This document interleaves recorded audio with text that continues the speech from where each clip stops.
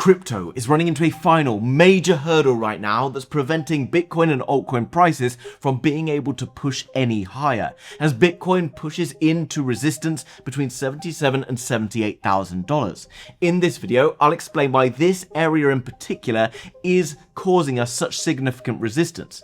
However, if it is to break, we are likely to see another leg higher, and that could happen incredibly quickly. I've also been adding some more altcoins to my portfolio, and I'll tell you what those are, and I've been identifying some obvious trends in the market that have been making people money despite the kind of boring conditions in crypto over the past few weeks. Do me a favor, hit the like button, and let's find out what's going on.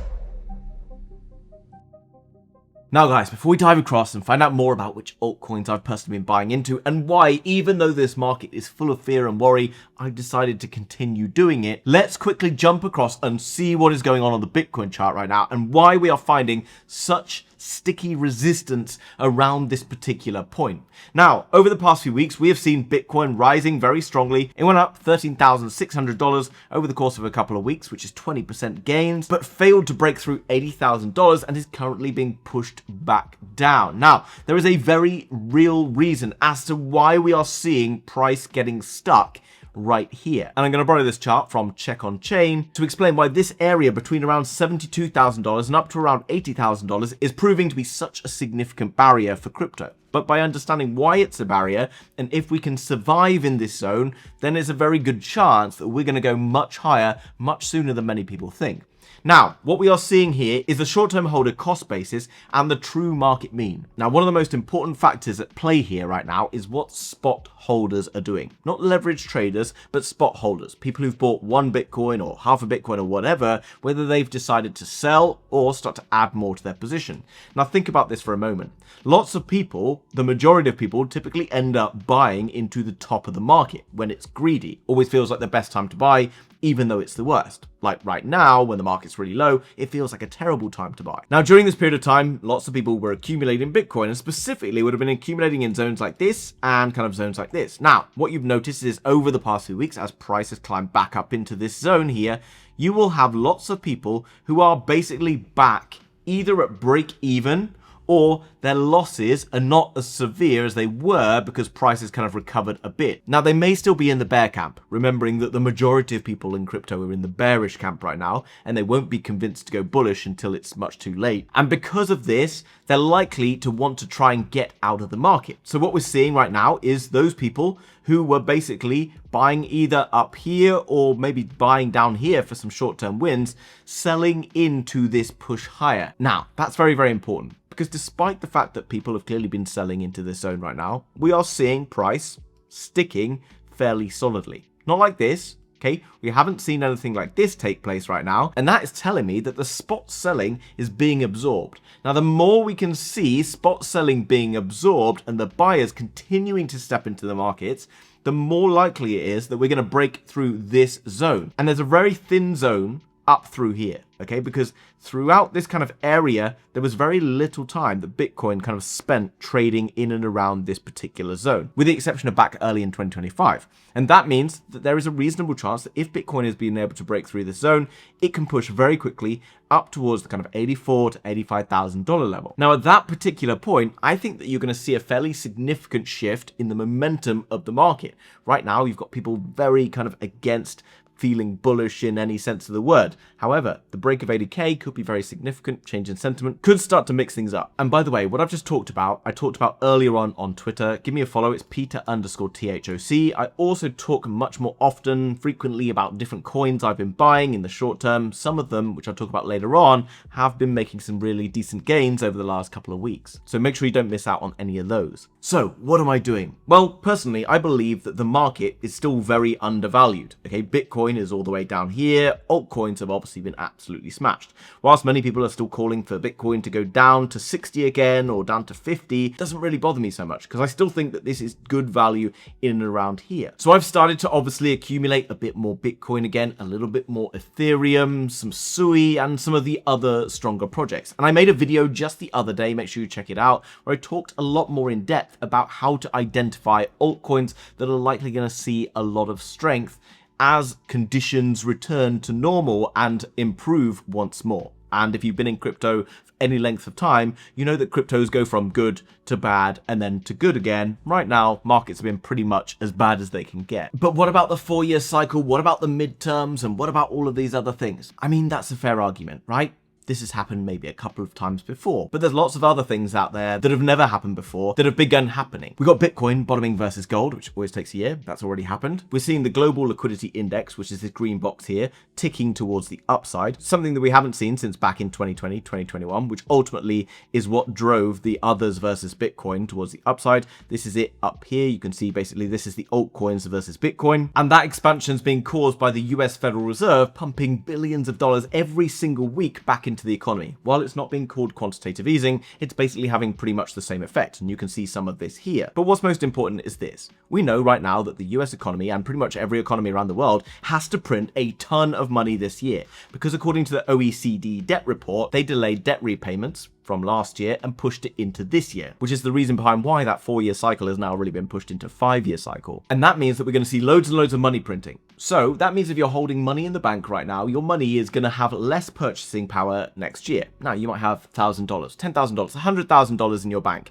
10% less purchasing power next year is going to be annoying for sure, but it might not necessarily be that significant. However, think about the banks and institutions right now that are sat on billions and billions of dollars in cash. Trillions of dollars, in fact. Where do they put their money? Gold's at all-time high. Silver's been at all-time high. You've got the stock market at all-time high right now. Oil prices are pretty much at all-time high. Leaving it in cash is going to lose me 10% of the spending power on trillions of dollars, which, by the way, is billions and billions of dollars.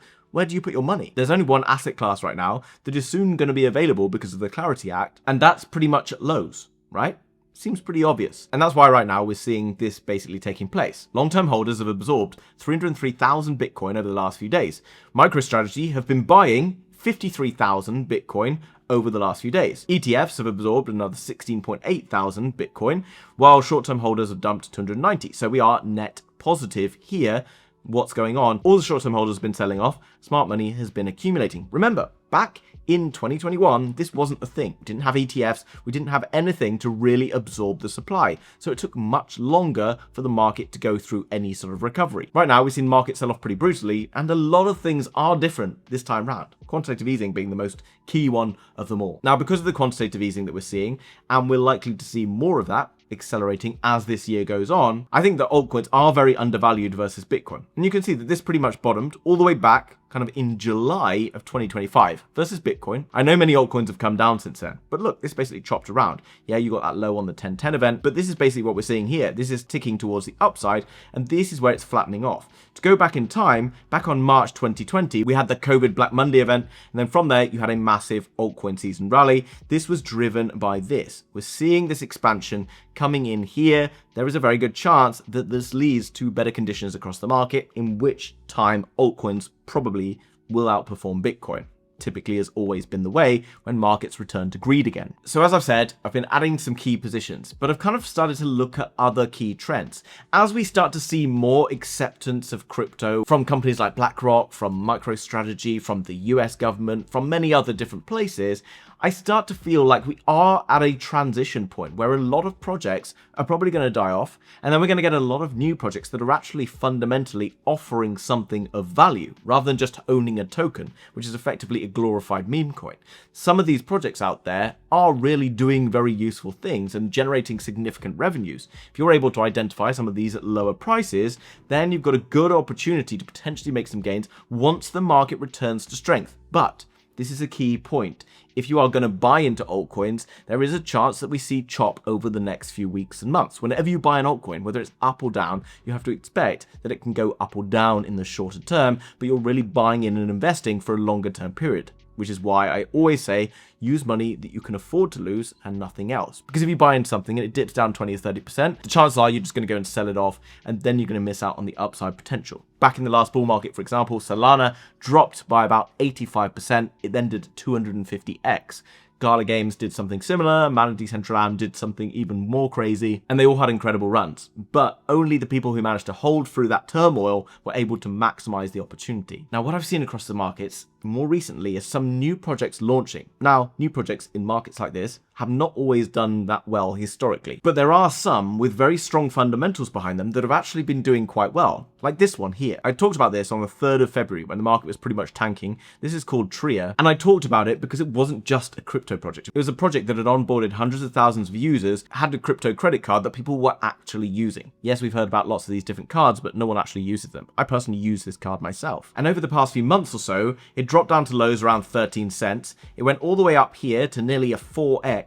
Right now sits around 183% higher than where it's been more recently. This is not very typical in new projects. And because of what we've seen here, I do think that it is a transition period where we are really starting to see real utility projects coming about. And there's lots of kind of areas to be focused on right now. AI deep in, so like compute power and data, like my project, which will be launching over the next couple of months, but also useful, less risky DeFi tools, like credit cards and things like that. But there's one area of the market right now that has just been going absolutely bonkers, and it's this. Look at what's going on with prediction markets right now. Now, you've probably heard of Polymarket, you've probably heard of Kalshi and whatever else. This has suddenly awakened everyone to prediction markets. I think possibly is the reason why the trenches for meme coins and things have got so quiet, because everyone's run across to start using prediction markets. And if you jump across to Token Terminal, you can see that Polymarket has done nearly $33 million over the past few months. This is basically since the beginning of the year, and right now they're doing around $5 million per week, which is obviously pretty substantial, and I expect to see that continuing to climb. Now, Polymarket's a website where you can go to and you can place bets on whether the Bitcoin price will be up or down in 5 minutes,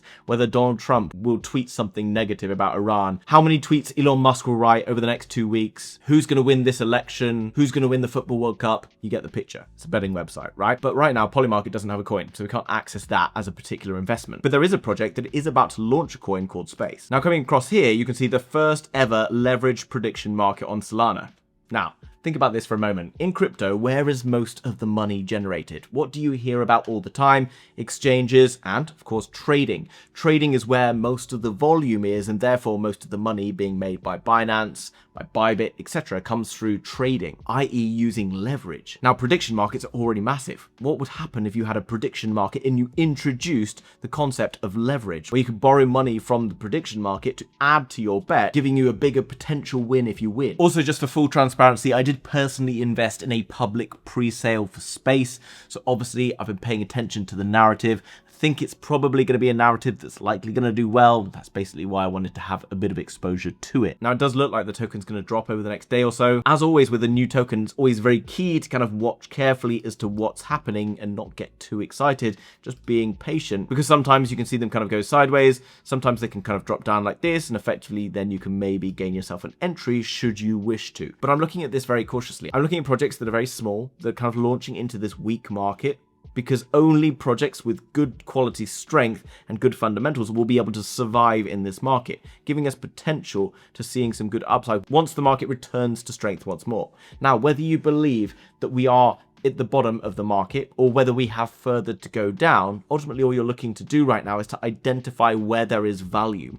Buy low, sell high. You don't have to buy the exact bottom of the wick, and you don't have to sell the exact top of the wick to be able to make some money. Typically, the people who try to do that don't make any money. In fact, they lose money. But by identifying when there's good value in markets and getting in low and then selling when markets are high, then you typically tend to do better. Now, as I talked about before, if you are looking to get into altcoins, the only altcoins really that I think are worth paying attention to is basically stuff that has lots and lots of active users who are using a viable product that requires to be on chain, and a lot of those you can find over on DeFiLlama.com.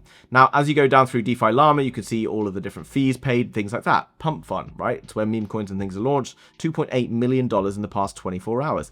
Hyperliquid, $1.73 million in the past 24 hours. And this is why you can see, despite the market being a bit choppy, that Hyperliquid is up substantially from lows that it saw back at the end of January. You can go across the different chains like Solana, Ethereum. Look at what's been going on in terms of how many tokens have been kind of bought and sold and used across chain and the fees that are being paid. Effectively, all you're thinking about right now is when the market comes good, you just want to be holding projects that are going to be going up, that can basically survive through any of the conditions. In the past bull market, we saw Solana go from under $1 to $256, back down to $9, back up to $256, and right now it's kind of lower again. If you can find those projects that are still going to be around, you have a good opportunity to be able to enter in somewhere around lows. in my opinion. Obviously, go and do your own research. If you don't agree with me, that's absolutely fine. If you want to go and buy tokens, only buy tokens that you personally understand and think are good investments. No one's going to come and save you if it doesn't go to plan, but you have to have the conviction in what you've decided to buy based off of your own research. Guys, if you want to buy any of the different tokens and things that I've been talking about, or anyone really talks about, then make sure you sign up to Yubit, link down below. They're offering a $100 deposit bonus. Deposit $100, get $100 free for trading. Guys, I hope you enjoyed today's video. Do me a favor, hit the like button, and I'll see you later this week for another video. Bye-bye.